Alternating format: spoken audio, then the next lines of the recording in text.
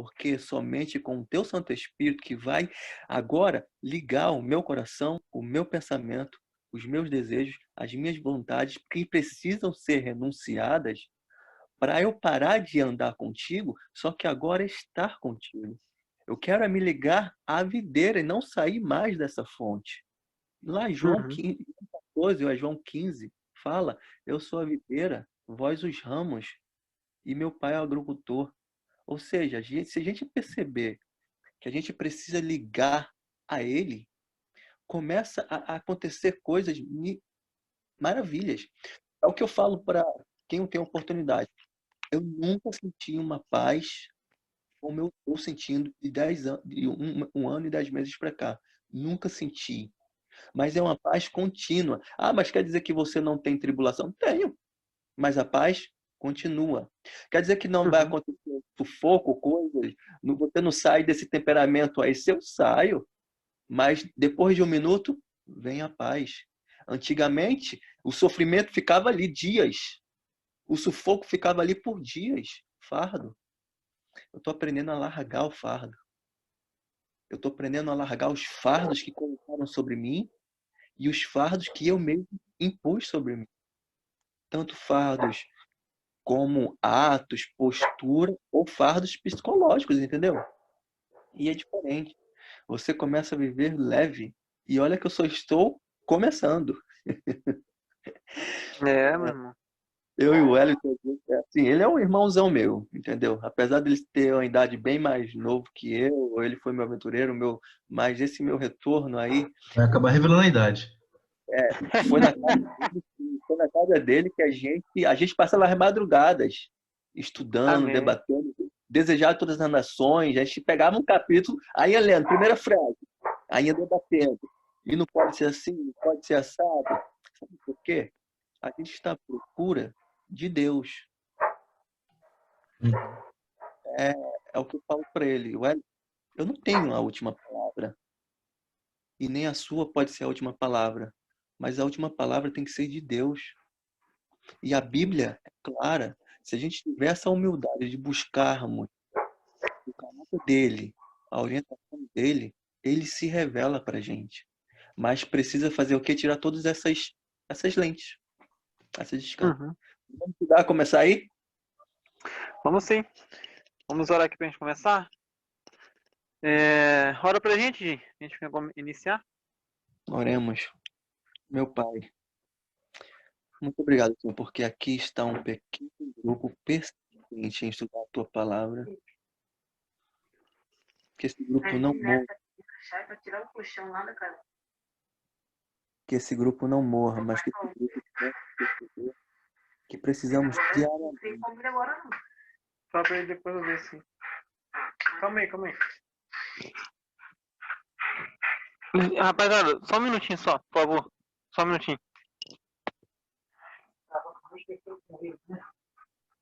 Tá no botão ele?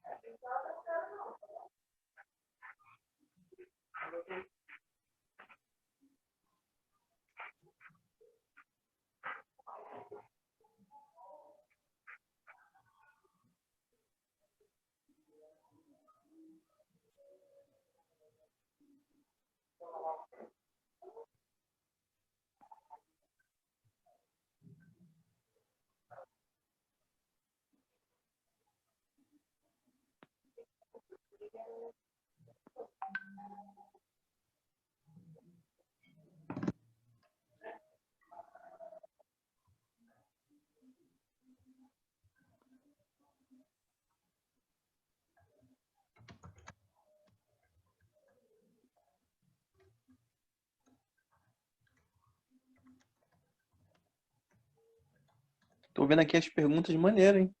Ó, dá pra não dá pra discutir sobre isso aí? Oi? Dá pra discutir sobre isso aí com certeza. Ó, as perguntas maneiras. Se fosse na minha prova, seria fácil. medo da prova, né? Mamão com açúcar. Pô, o professor passa a prova pedindo para poder escrever 2 páginas de resposta? Tem nem criatividade para poder fazer um negócio dessa? 2 páginas de quê? De resposta? Aí pega. Eu falei, tem nem criatividade, professor, para poder escrever tanta palavra assim. Poxa. Mas esse semestre, embora esteja bem puxado, porque a leitura é muito grande, é muito tranquilo.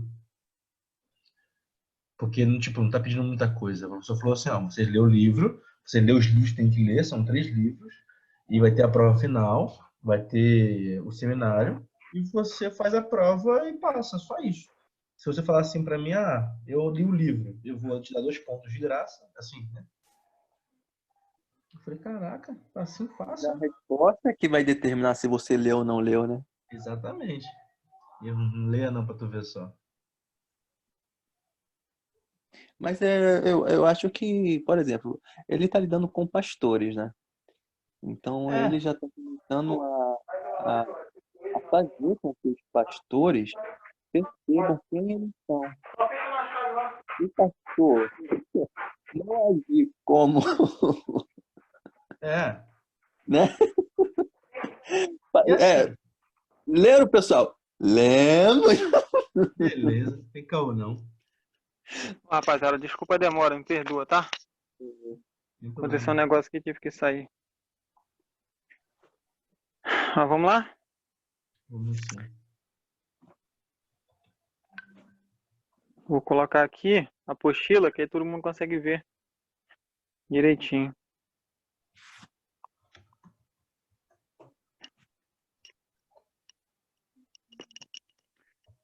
Estão vendo aí direitinho? Tô vendo sim. Show. Eu vou falando aí, a gente vai interrompendo, vocês podem interromper, comentar, tá bom? Tranquilo. O primeiro tópico é a crença fundamental. E vem dizendo assim, né? Falando sobre as escrituras no geral, né? Bem no início, sobre lá desde quando iniciou, né? As escrituras sagradas, o Antigo e o Novo Testamento, são a palavra de Deus escrita, dada por inspiração divina. Os autores inspirados falaram e escreveram ao serem movidos pelo Espírito Santo.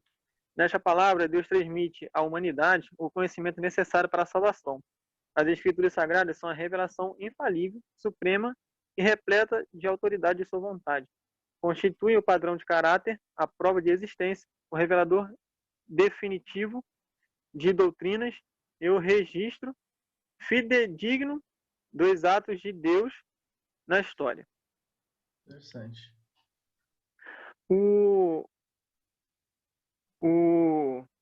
Ao longo da história, nenhum livro foi mais amado ou odiado, né, do que a Bíblia. Milhões de pessoas deram a vida por ele, derramaram suor, sangue, lágrimas, para que esse livro chegasse até nós, né? A Bíblia é um livro mais lido, mais traduzido e mais vendido no mundo. O que há nela é de tão extraordinário, né? Muitas pessoas se perguntam, né? Nós sabemos a resposta. E se distribuirmos jornais, revistas numa penitenciária, o que vai acontecer lá? Nada, né? As pessoas só vão ficar informadas sobre a criminalidade, sobre as doenças, a pandemia. Mas agora, se distribuirmos a Bíblia, ela vai aí transformar pessoas. O que vai acontecer ali vai ser uma transformação na vida das pessoas. E não somente encher elas de conhecimento.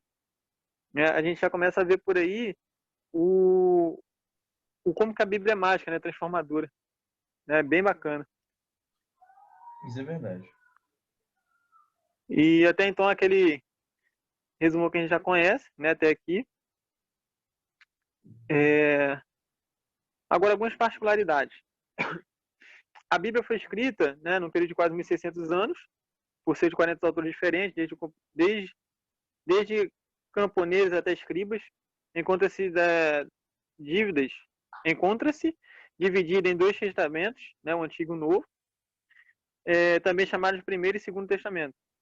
O Antigo Testamento a gente conhece como a sigla AT, comporta 39 livros, e o Novo Testamento é NT, comporta 27 livros, formada um total de 66, né? Apesar de ter sido concluída há mais de 1900 anos, a Sagrada Escritura é plenamente atual e relevante em nosso mundo moderno.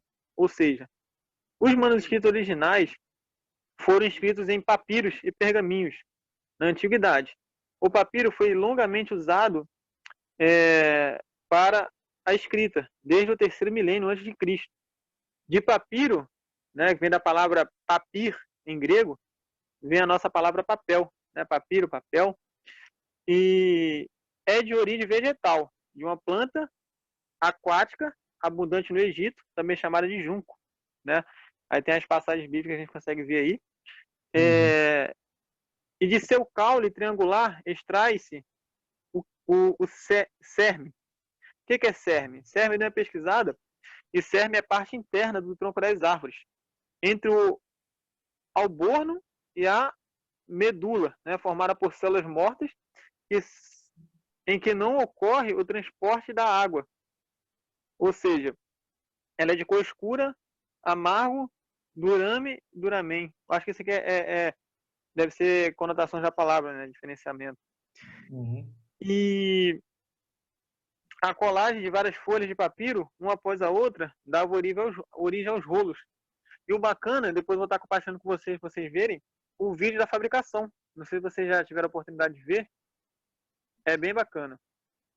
E aqui, gente, quando eu li essa apostila, eu fiquei viajando lá no tempo que José foi para o Egito, sabe? E ali, entre aspas, o nosso povo ali teve contato, né? Uma pessoa do nosso povo teve contato ali com essa questão do papiro e tal. Até porque uma curiosidade surgiu para mim agora, que eu não cheguei a pesquisar, se Abraão, Jacó já teria contato com isso. Porque, na minha opinião, eu acho que é só no Egito, né? Eu acho que a tecnologia para Abraão e Jacó não seria tão grande assim.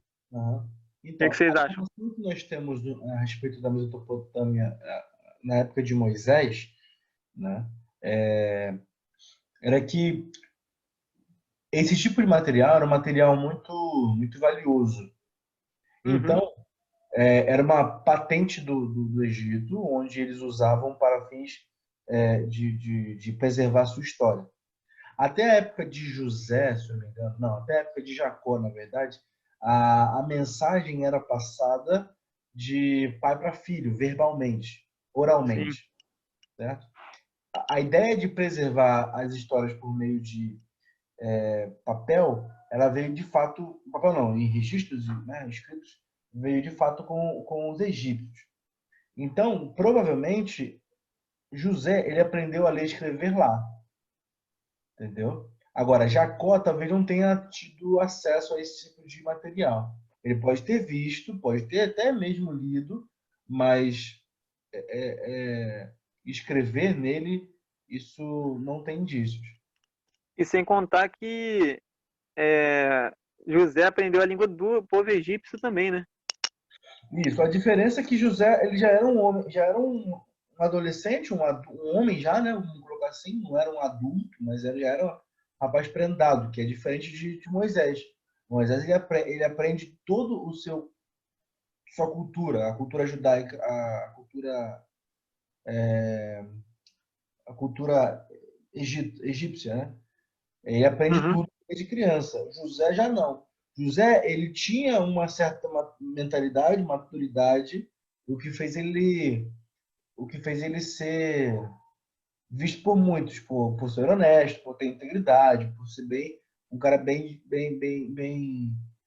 inteligente nesses pontos. E aí você aprende outras coisas, né, como cálculo matemático, que foi desenvolvido lá naquela época para que ele pudesse se tornar um governador.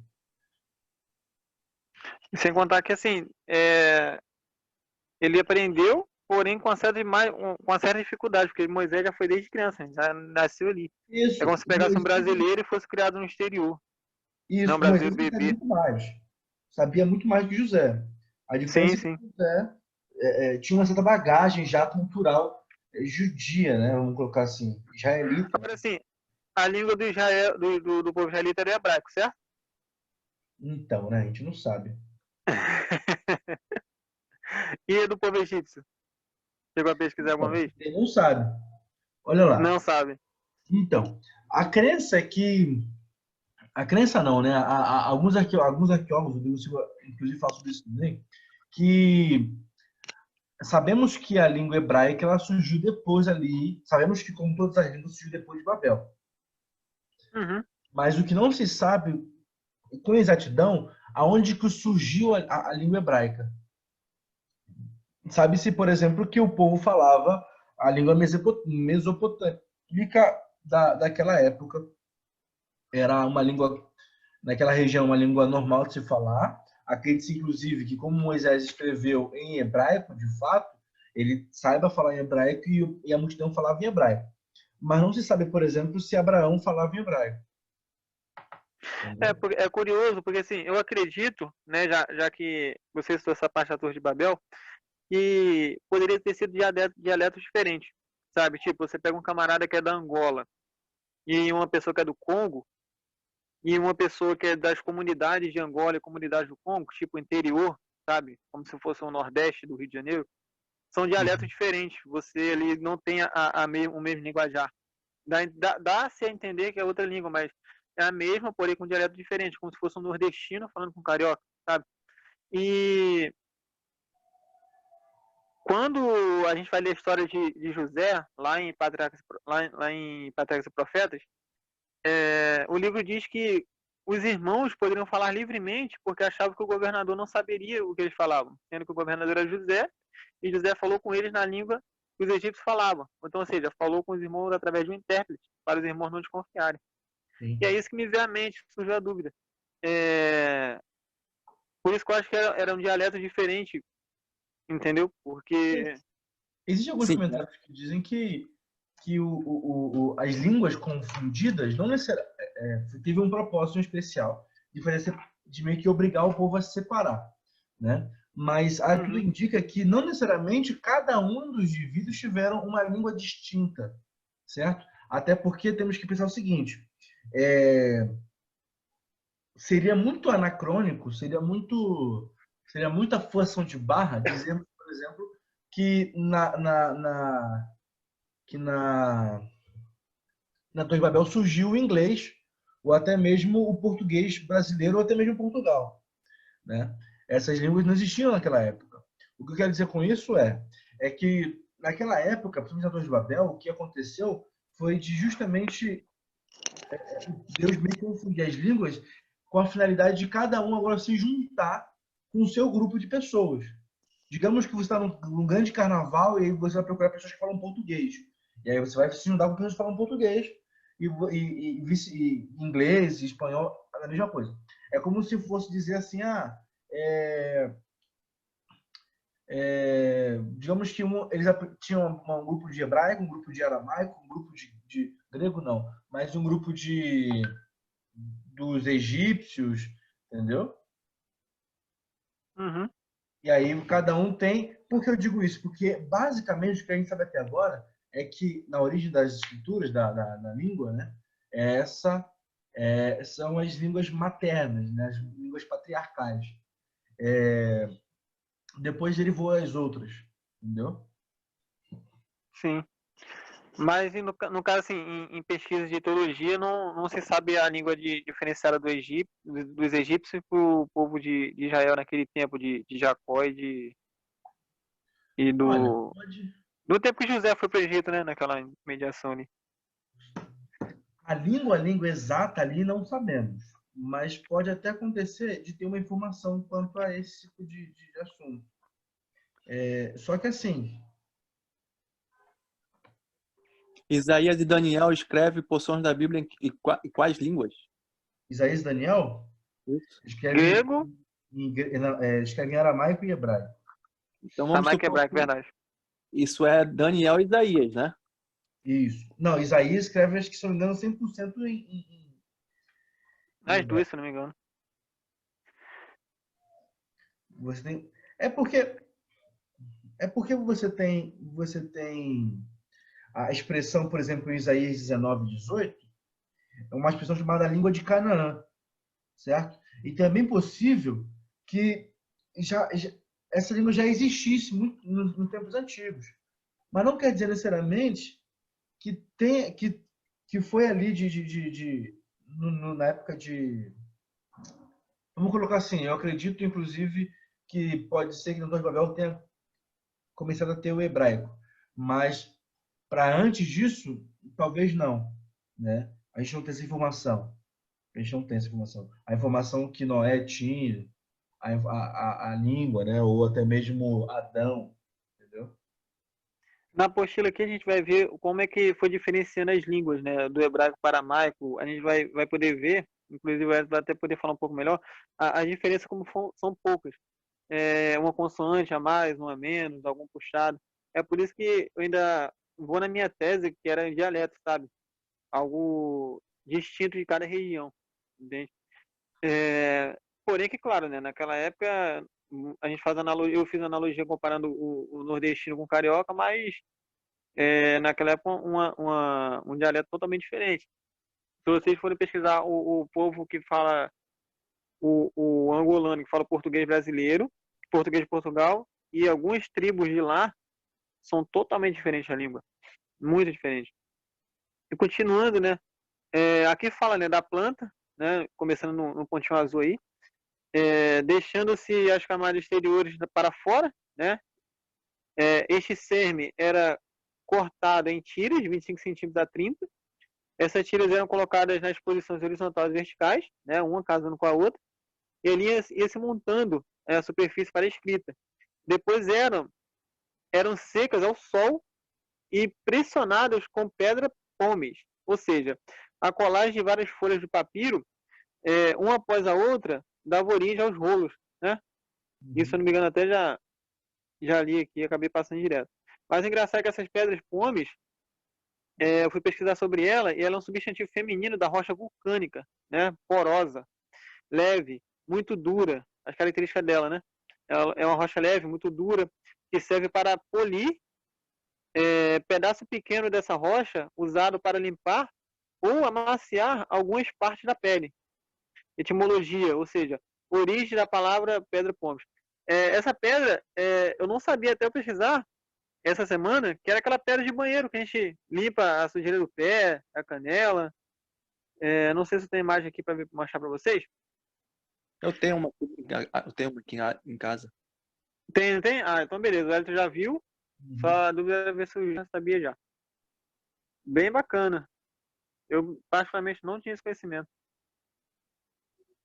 E é isso, essa tecnologia foi justamente para substituir a escrita cuneiforme, né, que era feita em barro, em tablets de barro. Ou seja, essa escrita poderia se armazenar em quantidade, né?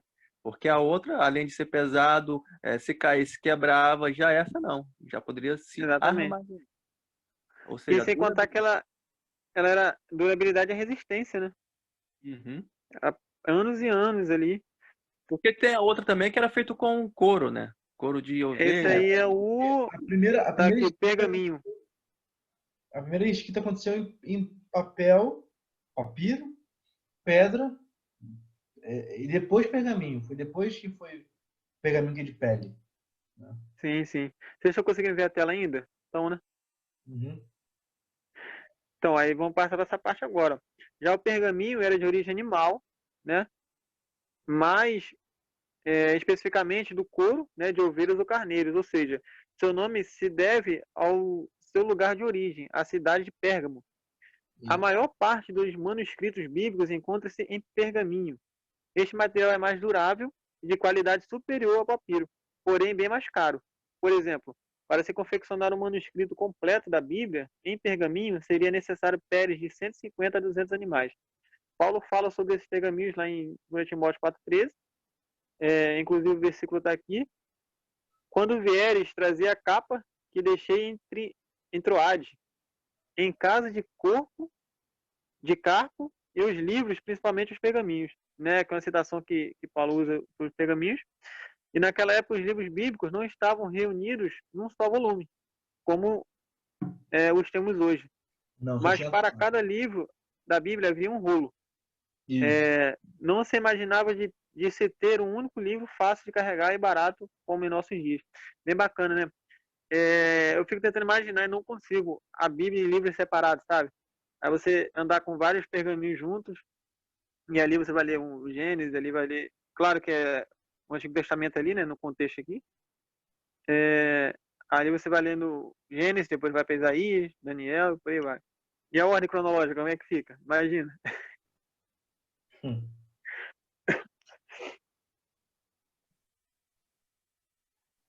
Aí tem um exemplo de pergaminho e papiro.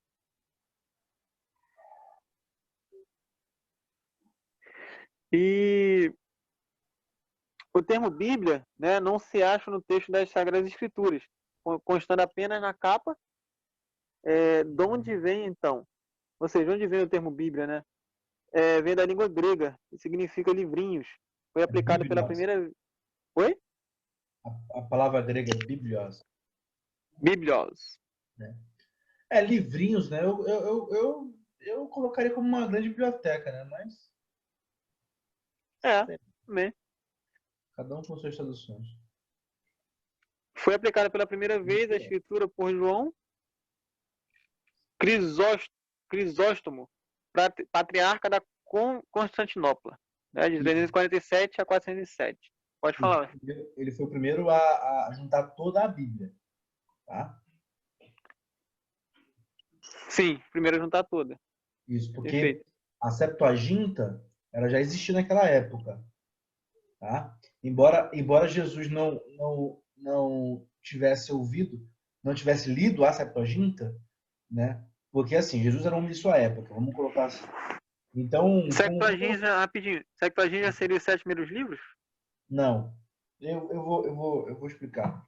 A Septuaginta, ela é a Bíblia do Antigo Testamento, a Tanakh, que é a Torá, os Nevim e o Ketuvim, que são os escritos, os profetas e os salmos, né? É o que se tinha no Antigo Testamento, do Antigo Testamento naquela época.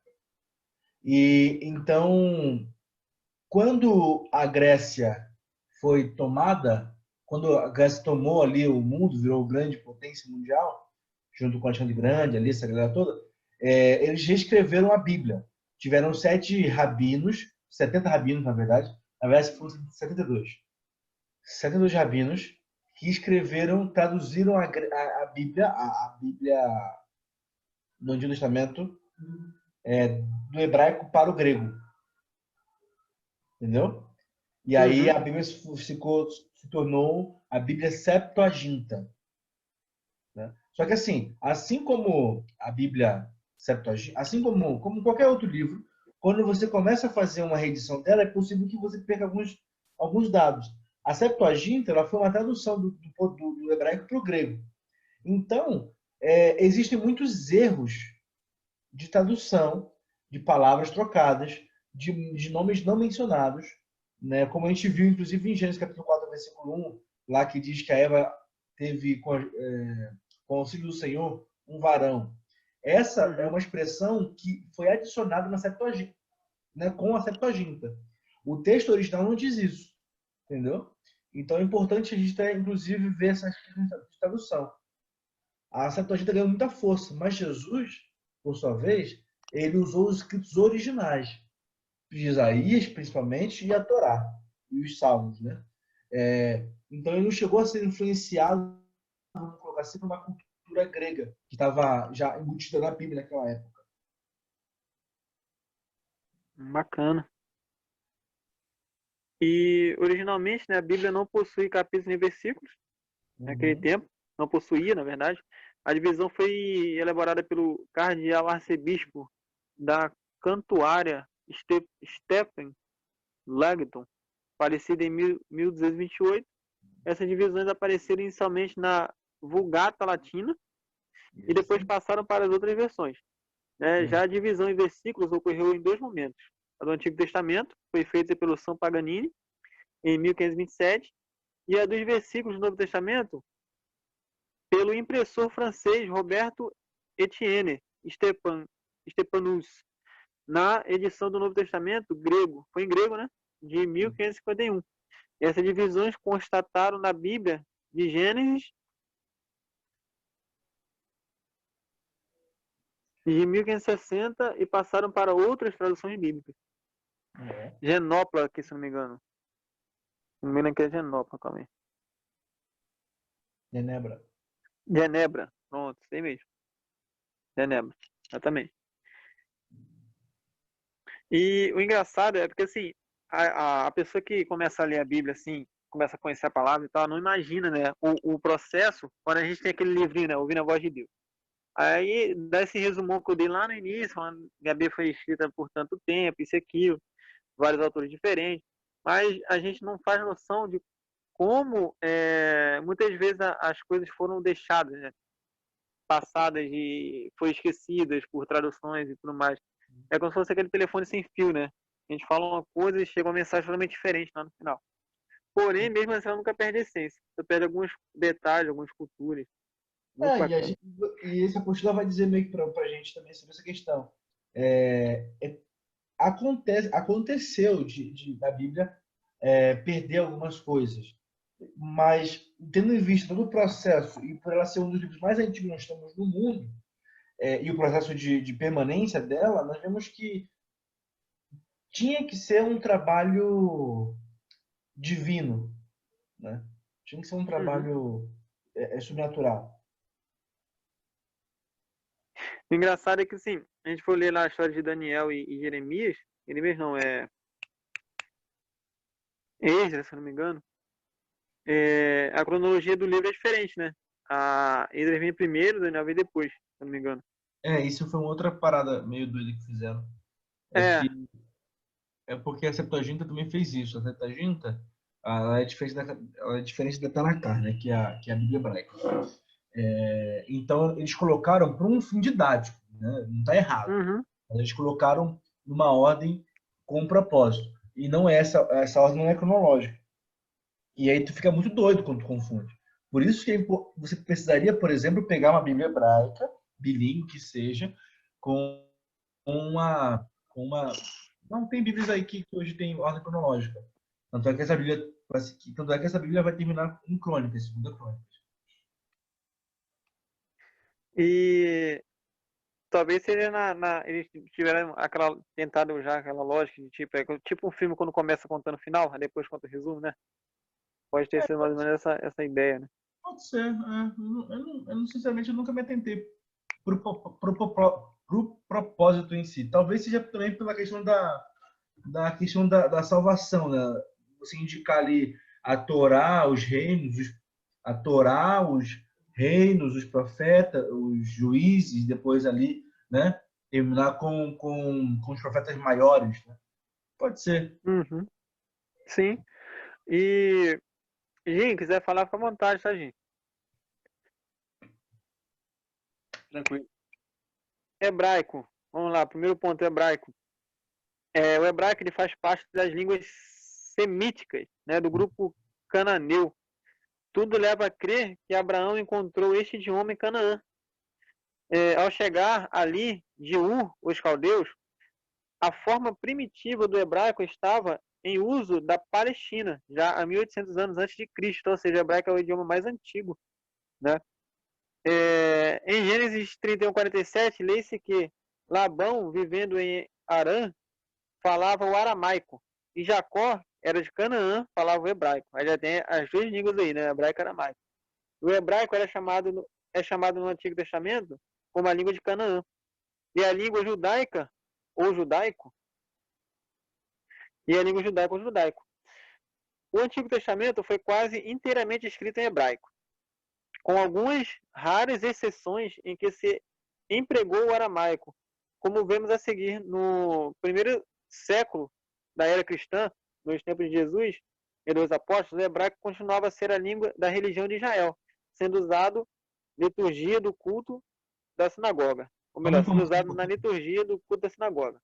O texto hebraico foi lido ali, o texto bíblico ali, o texto bíblico lido ali era o aramaico. Quer falar alguma coisa, Hélio? Isso.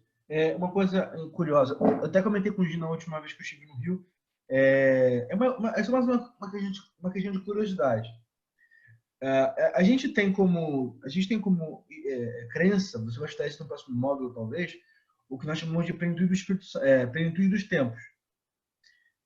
lá em Gálatas 4:4. A ideia é que, plenitude dos tempos, seja um momento exato onde Jesus nasceu, onde tinha uma conciliação entre os reinos romano, grego e judaico, no aspecto social, religioso e político. Uhum. E naquela época, os judeus falavam fluentemente o grego. O hebraico estava quase morrendo.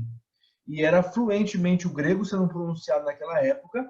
O problema só é o seguinte, não é um problema, né? É que esse texto está certo.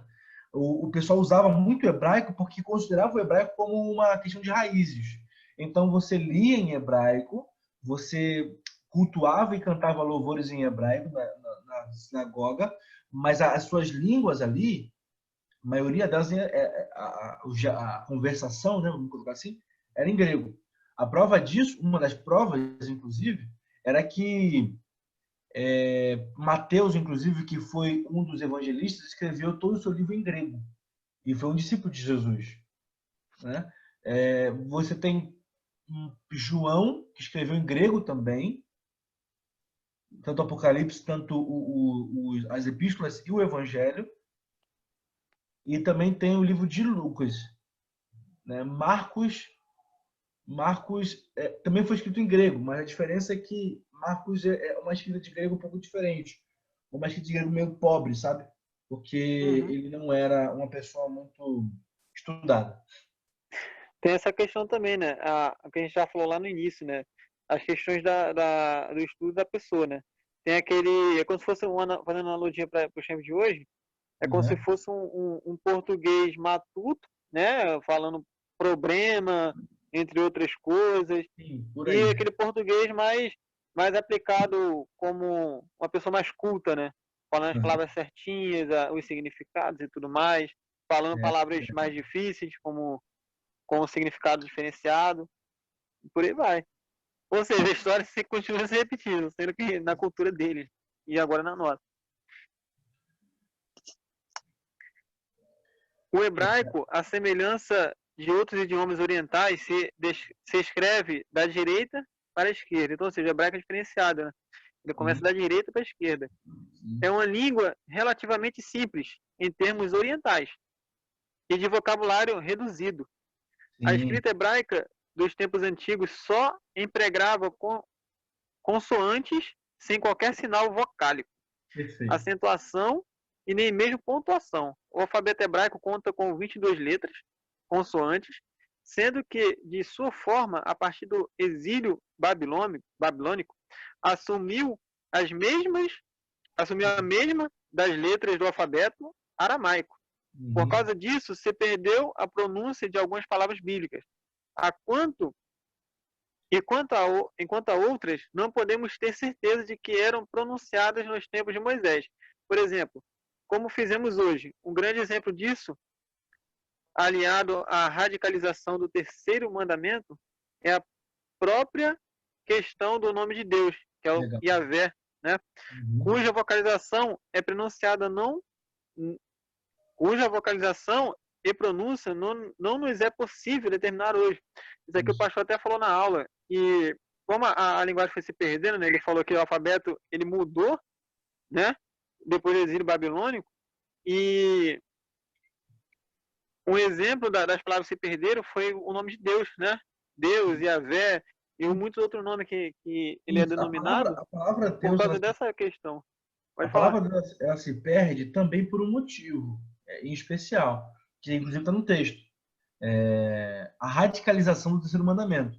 Quando a gente vai lá pesquisar sobre o terceiro mandamento, a gente descobre que o terceiro mandamento é não tomarás o nome do teu Deus em vão. Quando o povo de Israel, na época do deserto, pediu para Deus revelar o seu nome, lá está escrito que Deus diz: eu sou, né? Só que Uhum. no original, Deus fala o nome dele, certo? Nisso de ele falar o nome dele, o povo acha que é tão sagrado, mas tão sagrado, mas tão sagrado aquilo ali, que só o sacerdote e o sumo sacerdote podiam falar. Consequentemente, com o passar do tempo, nem os sacerdotes podiam falar, somente escrever, e com uma caneta especial, uma caneta de ouro. E o que acontecia? Como com o tempo o povo foi parando de falar em hebraico, escrever, teve o exílio, a entrada do grego e tudo mais, o povo começou agora a sentir. Aí teve o tal dos, não sei se alguém vai falar, mas teve o tal dos maçoretas. Vai falar assim, maçoreta do Sim, sim.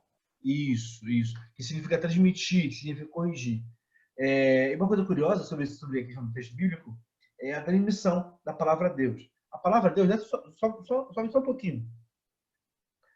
Eu tenho esse nome aqui também, mas Deus tem esse nome aqui, HWH. Perdão, YHWH. porque eu estou olhando e já dentro para a esquerda, desculpa. YHWH. Esse Y, deixa eu ver se eu consigo ligar minha câmera para ficar mais divertido ainda essa explicação. Ah, tu leu da direita para a esquerda, né? É costume já. É costume. Ah, bacana. Iahu.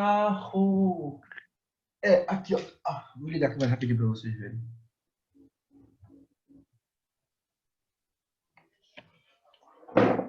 Aqui, ó. É porque está invertido, mas aqui é o I, embaixo, esses dois pontinhos aqui é o A.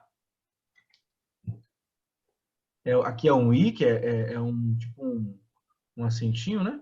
E aqui é o A, certo? Uhum. E aí esse aqui seria o H. Esse aqui seria o W, que é um V, é um VAV. E esse aqui é um T embaixo. Esse T aqui embaixo é um P, é um A, é um patá, certo? E aqui é um H de novo. YHWH. Essa palavra aqui ele é um tetagrama, é uma palavra especial, uma palavra que não existe no hebraico, ela foi dada pelo próprio Deus. Uma coisa curiosa é que, o que eu falei para vocês é assim, esse aqui, deixa eu ver se esse aqui é o Y, esse aqui é o H, esse aqui é o J, esse aqui é o V, na verdade, e esse aqui é o H novamente. Uma coisa curiosa é que quando veio, estou ocupado, a palavra que veio, só um instante.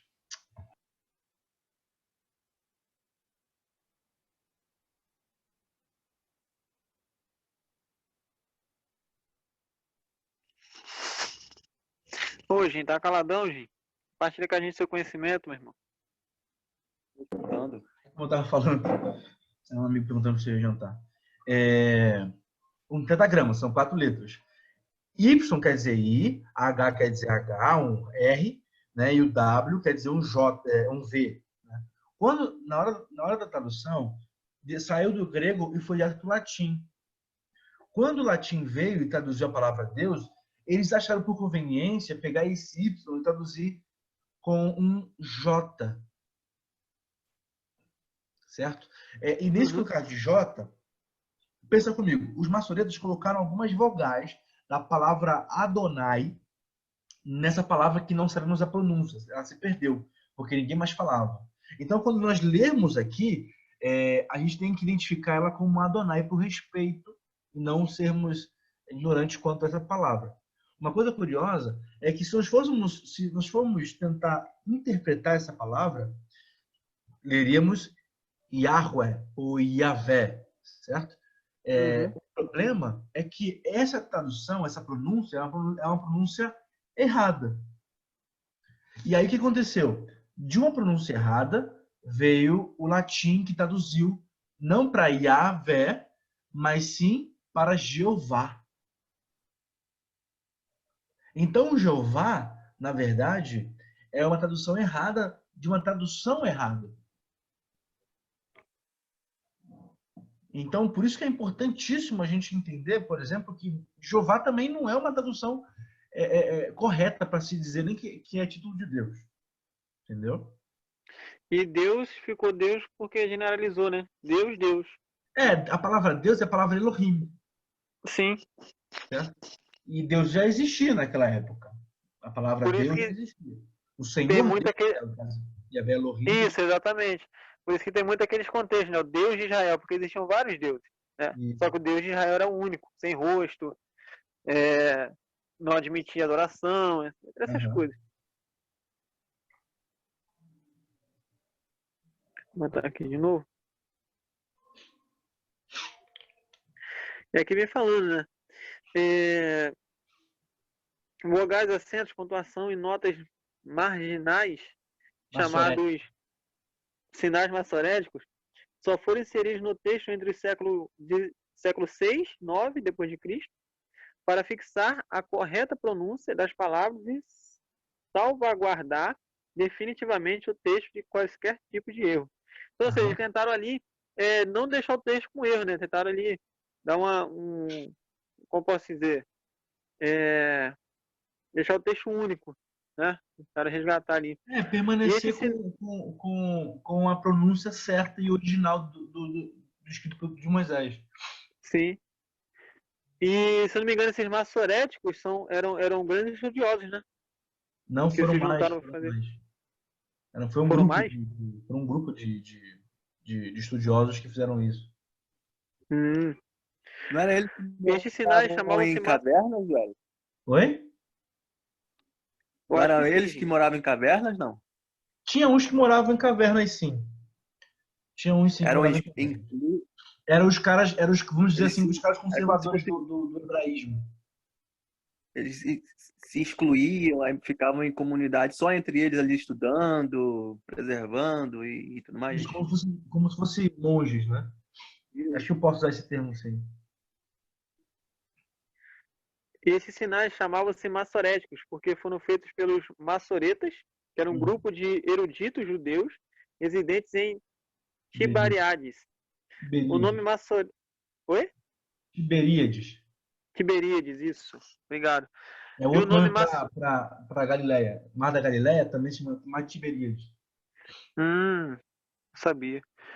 O nome massoretas deriva-se do termo hebraico massorá, que provavelmente vem do verbo massar, que significa transmitir, pois eles transmitiam a tradição das escrituras de Israel.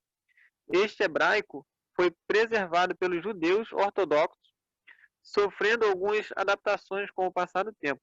Como qualquer outra língua, foi adotado como idioma oficial do atual Estado de Israel. O hebraico moderno voltou a não usar o sistema de vocalização massorética. Assim, os judeus hoje memorizam a pronúncia das palavras como faziam nos primórdios, exemplo de passagem do Antigo Testamento em hebraico. E aqui está o exemplo de Gênesis 1, de 1 a 3. Isso. 1 a 3. Aí aqui é contigo, Elton. Que eu não entendo nada. Então, o versículo 1 é o mais legal e uma coisa curiosa. Não sei se tem como passar o mouse, não sei se. Esses dois pontinhos aqui esses dois pontinhos que aparecem no finalzinho da primeira linha é o pontinho para indicar. Não, volta lá. Volta lá não. No final da linha, lado esquerdo.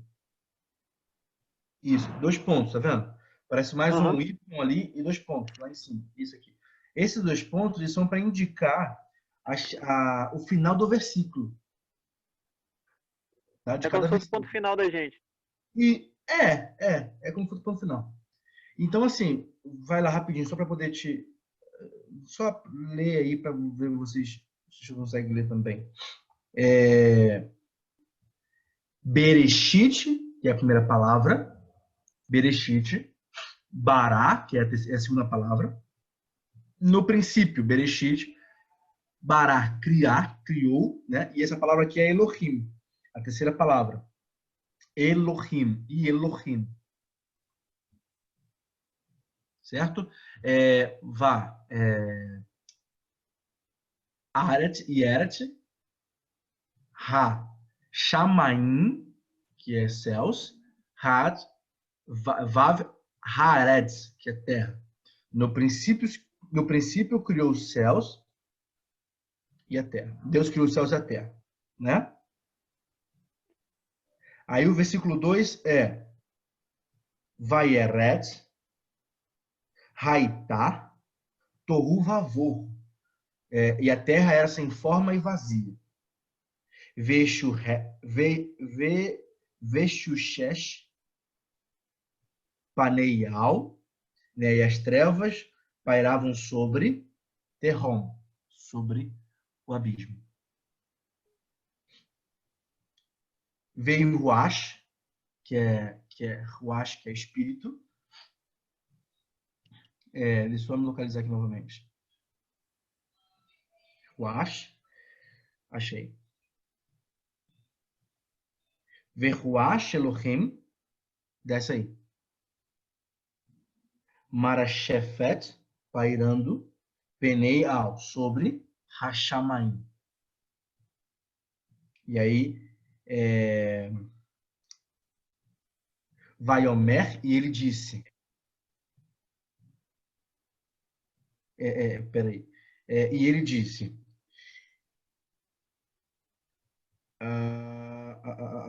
ele disse,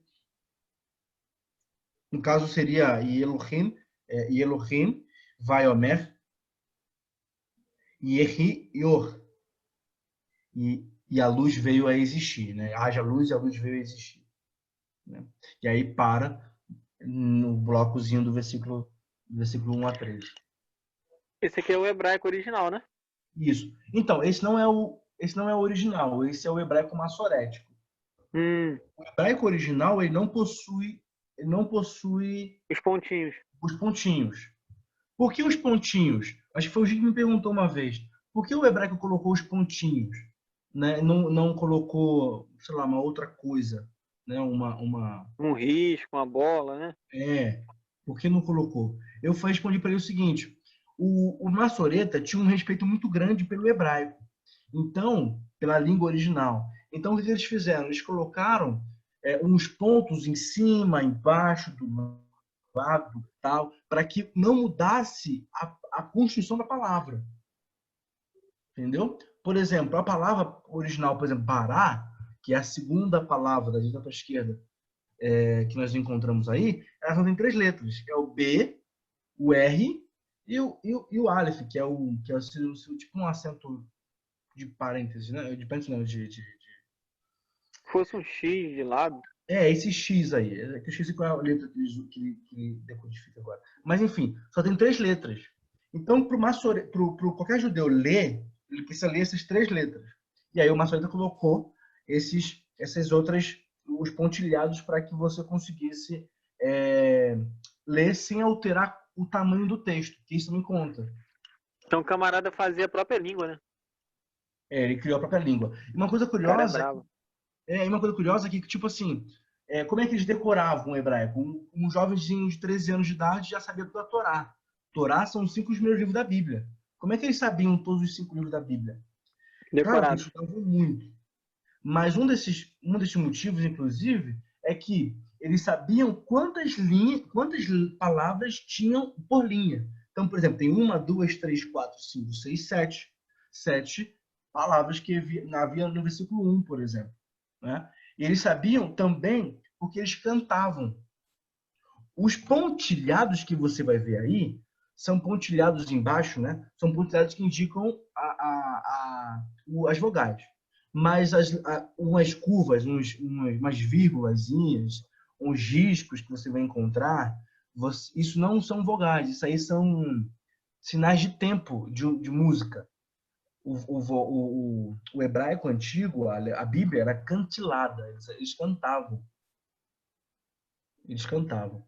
Então, eles, como fosse um hinozinho, né? Bereshit, Bara, Elohim, alguma coisa assim. Entendeu?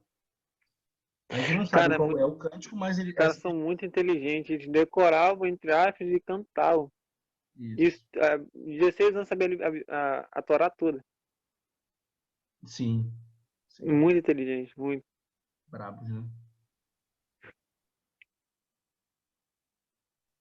Muito inteligente. Agora vamos para o aramaico. É o idioma falado desde o 2º milênio a.C. Em Arã, ou Síria, e na Mesopotâmia, desde o século 8 a.C., o aramaico já estava em alta e funcionava como idioma internacional pelo Império Assírio. Ou seja, aí dá a entender que veio outro império, né, e já veio a língua predominante, né? Isso. E aí o pastor até frisou que quando fala aqui que o aramaico já estava em alta, ou seja, é como se fosse o alto escalão, falava só aquela língua, né? Estava predominando ali.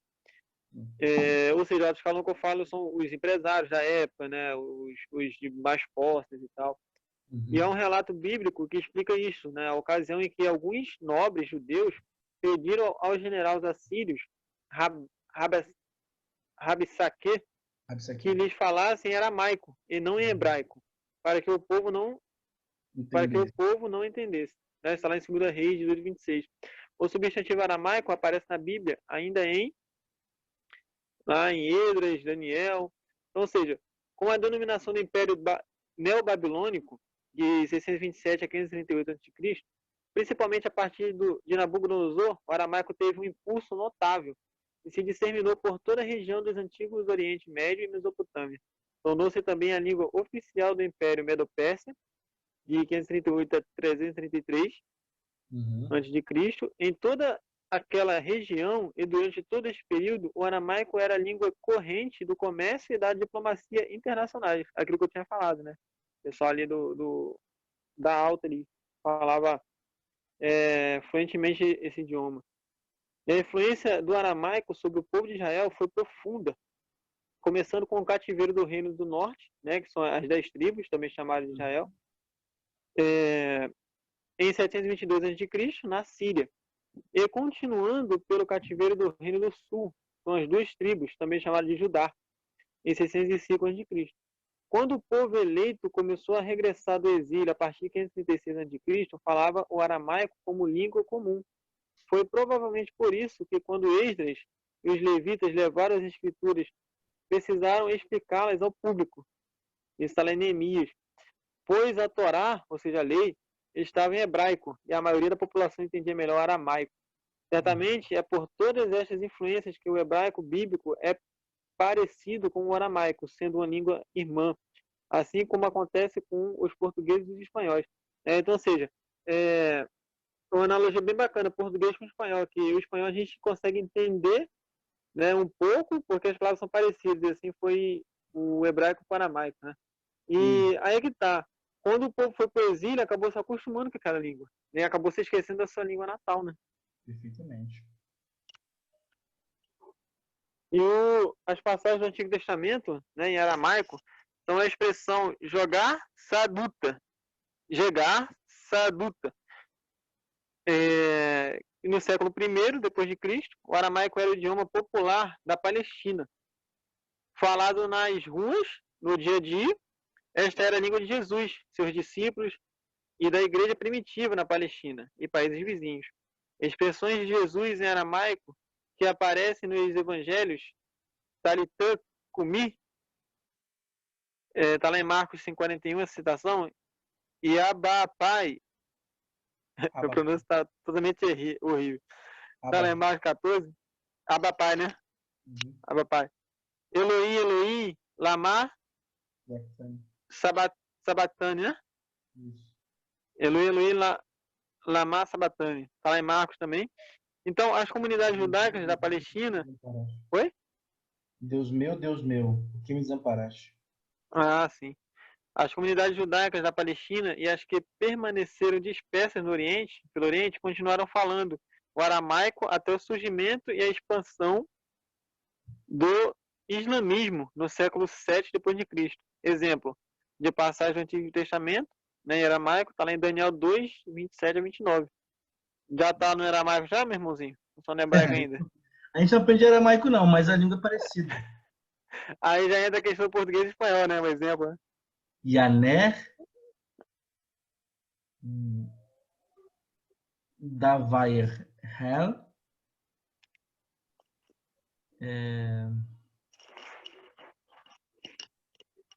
Kodam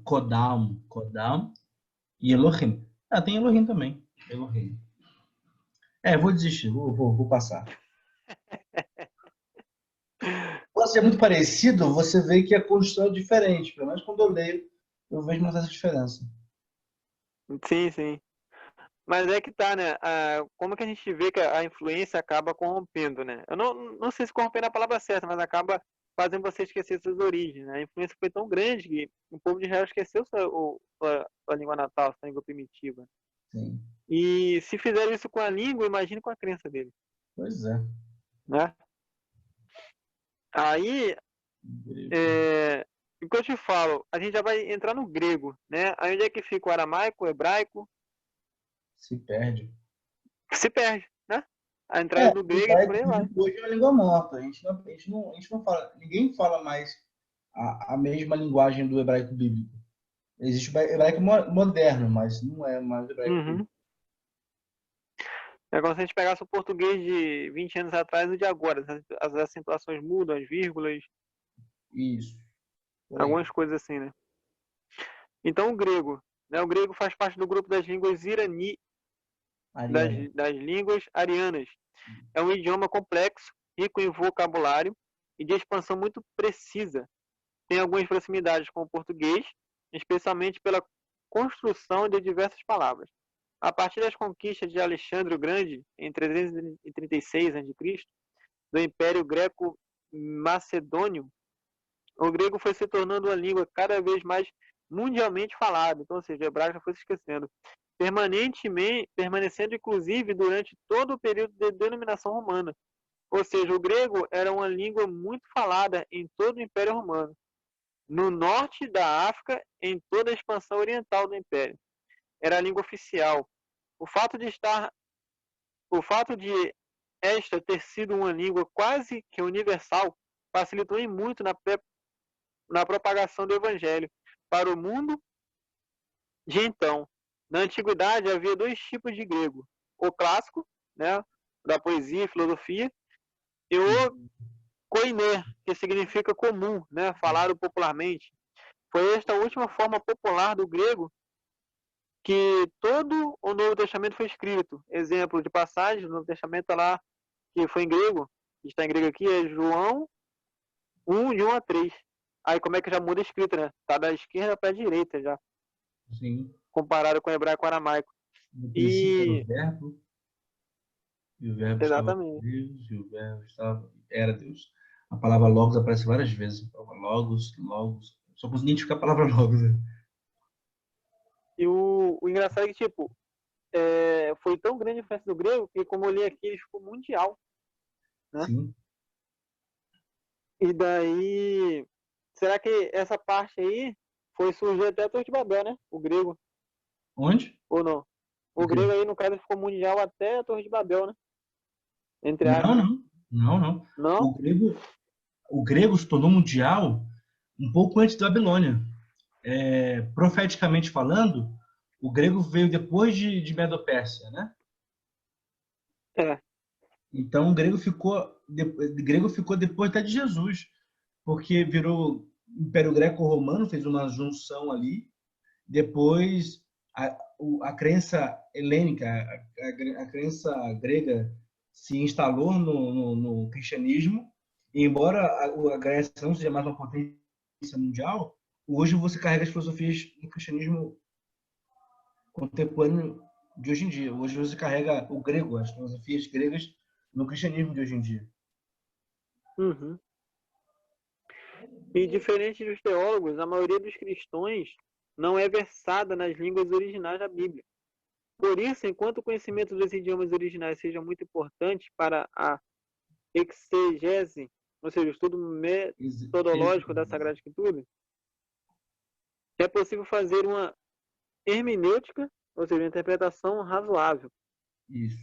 da Bíblia sem este conhecimento mais técnico. Isto é, e isto pode ser feito com a ajuda de boas traduções da Bíblia. Atualmente existem boas traduções, tanto católicas quanto protestantes, baseadas em manuscritos bem antigos, que procuram ser bastante fiéis ao texto na língua original, recomendando as seguintes, ou seja, aí que ele deu algumas traduções, né? Almeida, Revista Atualizada, segunda edição, a Nova Versão Internacional, Bíblia de Jerusalém, Bíblia do Peregrino, Nova Tradução Oficial da CNBB, que é a Nova Almeida Atualizada, e a Nova Tradução Ecumênica da Bíblia. É a mensagem. Aqui ele frisa uma parte que as traduções vieram para facilitar, né? Vamos imaginar se as traduções fossem bem arcaicas, bem daquele tempo mesmo, como é que a gente entenderia? E eu já vi muitas pessoas com preconceito sobre traduções, sabia? Ah, essa tradução não é tão boa quanto a minha, porque a minha tradução mais original, isso e aquilo. Sendo Então, que toda tradução sempre ela é era o boa. mesmo, né? ela é boa. Só que tem um problema.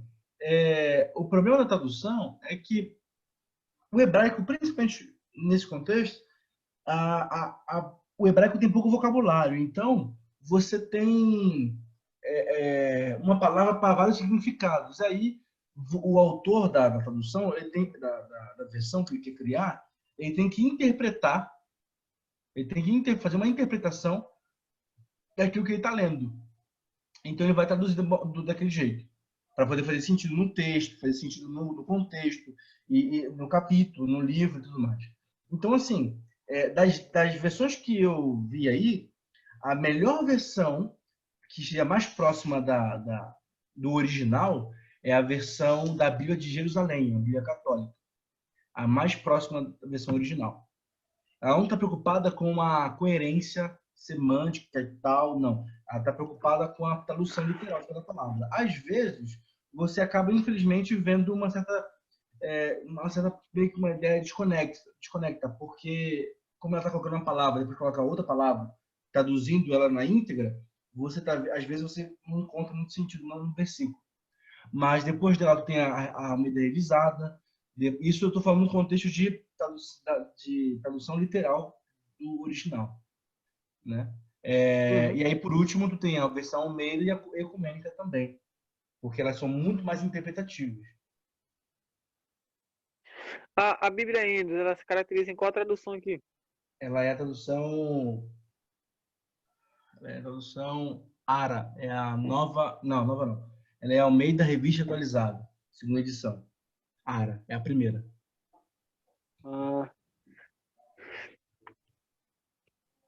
É isso mesmo, ARA. Pô, sinistro. E tem traduções também que atrapalham muito, né? Que são aquelas traduções, tipo, fizeram as traduções meio loucas aí, tipo, traduções do tempo de hoje, tem traduções até com palavrões no Tem que tempo lançado. colocar numa lista o seguinte, uma linhazinha e colocar os seguintes parâmetros. A mais próxima do original e a mais acessível, a mais fácil de ler. E aí você faz uma tabela. Por quê? Por exemplo, a mensagem hoje, a Bíblia, a mensagem, que é a Bíblia Ecumênica, é a Bíblia mais fácil de ler que existe. Só que ela é muito interpretativa. Da outras vertentes, né? Isso. E o que dificulta um pouco, porque ela já é uma tradução de uma interpretação do autor. Então, existe problemas de tradução, existe problemas de interpretação, existe tendências. Se o cara for católico, por exemplo, ele vai colocar uma ideia católica embutida no texto. Entendeu? Uhum. Agora, uma coisa bem bacana, o pastor até falou, não me lembro certas palavras que ele usou, mas a tradução, ela serve para trazer a salvação para você, mas não para fazer você estudar detalhadamente a Bíblia, muitas vezes. Entende?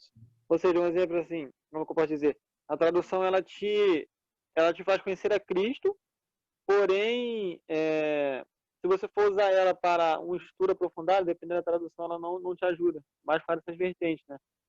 Que ela pode te dar outra visão, outra margem de interpretação e tal. Mas a partir do momento que ela está falando de uma verdade, por mais que esteja puxando para um lado, ou um viés católico, ou um viés disso, ela ainda mantém ali traços da verdade, né? Ou praticamente muito traços da verdade. O problema hoje é quando surgem essas bíblicas diabólicas, que é aquela Bíblia politicamente correta.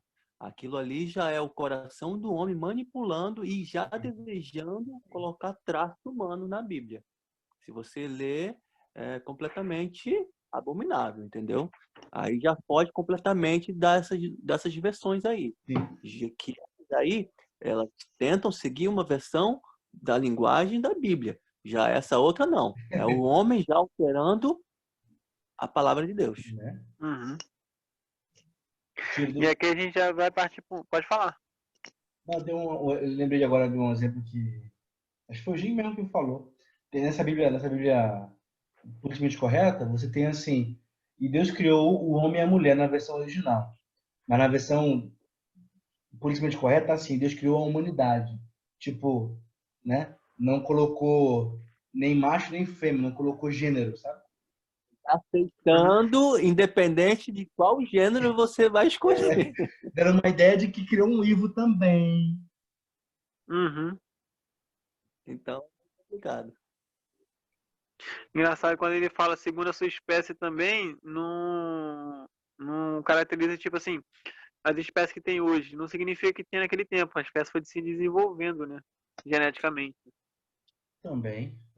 E você vê que quando Deus fala sobre segundo a sua espécie, foi para animal, né? Ele chega para o homem, ele Sim, fala sim. segundo a sua Ele não fala isso, espécie. não. Já chega homem e mulher.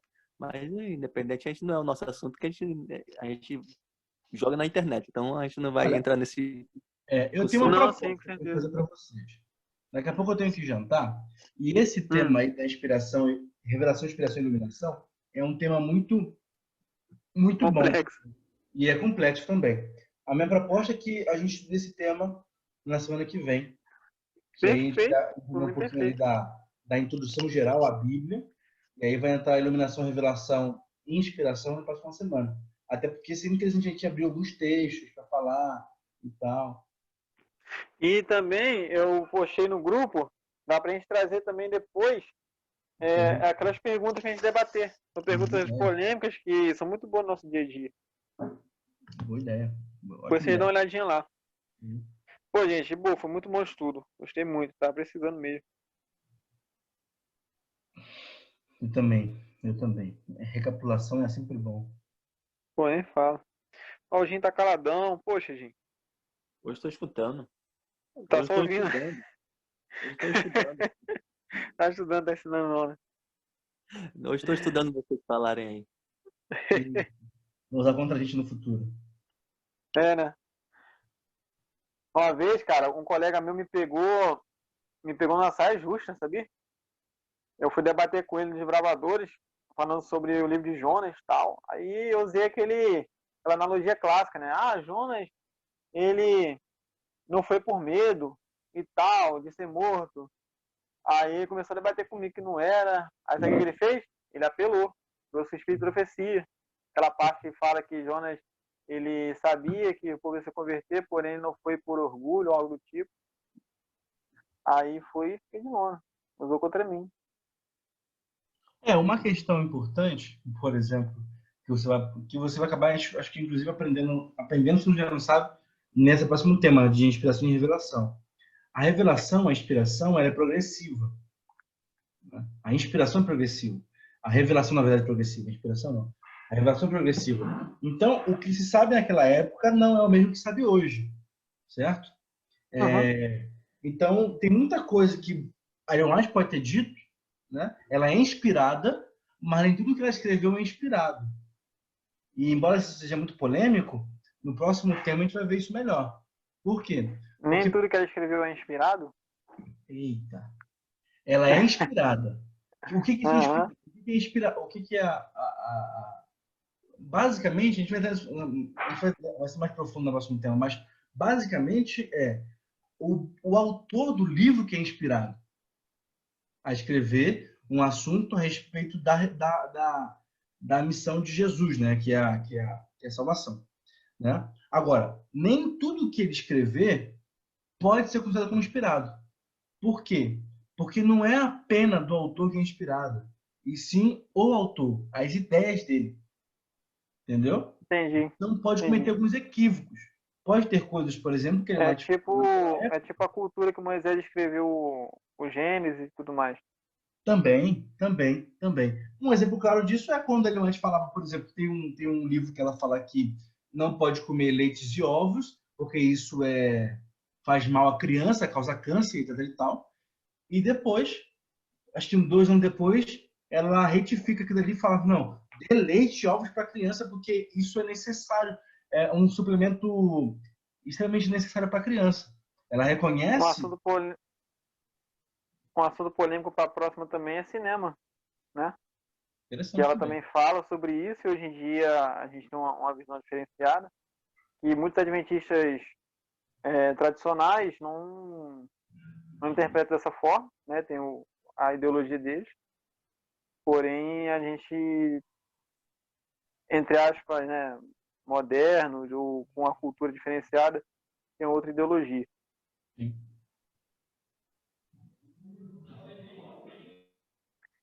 Ih, meu irmão, Aí semana tem que vem essas questões. promete.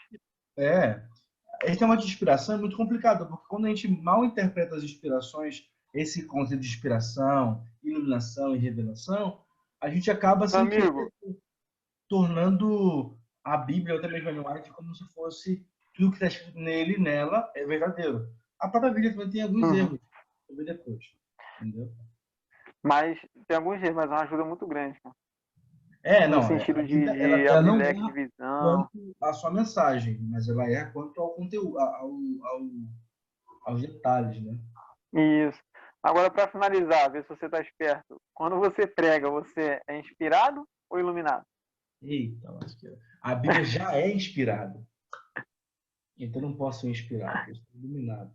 Iluminado, aí. Fui saber disso até essa semana também. Aprendi essa semana. É muito bom, o conhecimento é muito bom. Muito, muito. Melhor do que ter conhecimento é você conseguir aplicar do modo certo, sabe?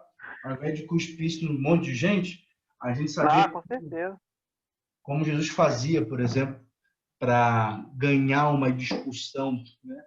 Ganhar uma discussão não com palavras, mas com ações.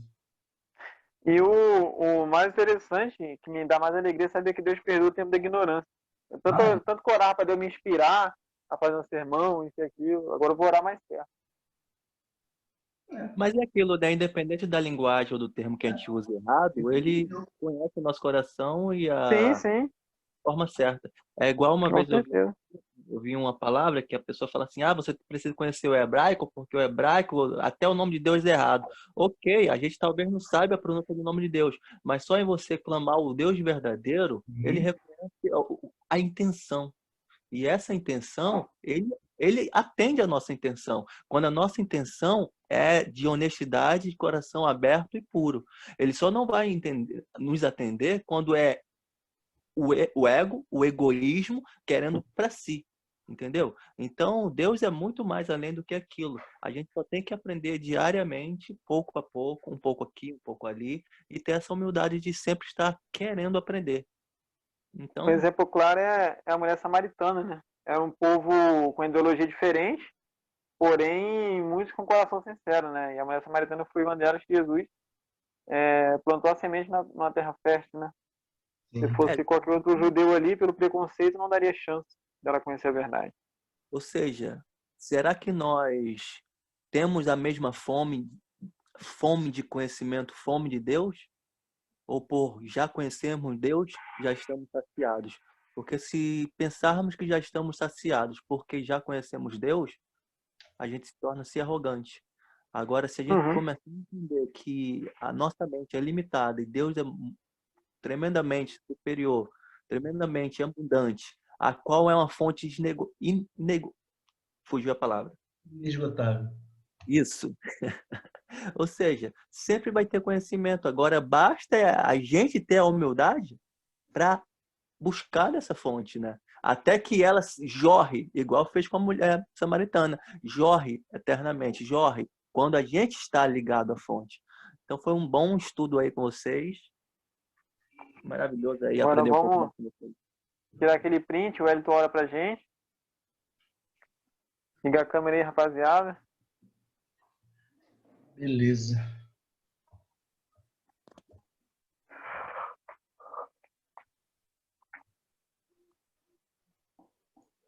Sorrisão.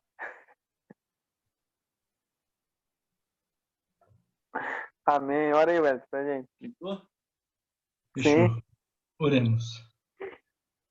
Grandioso Deus, poderoso Pai, somos gratos ao Senhor porque nós temos hoje a Tua palavra com a finalidade de buscarmos te conhecer cada dia mais.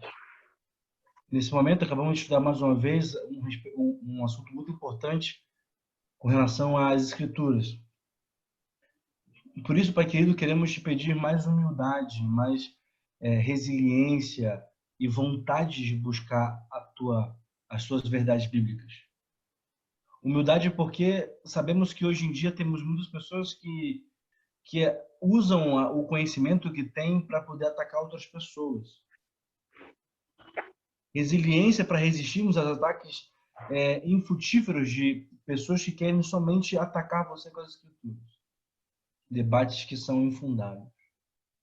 E queremos pedir, Senhor, sabedoria também, porque sabemos que sem ela somos apenas homens arrogantes querendo correndo atrás do vento.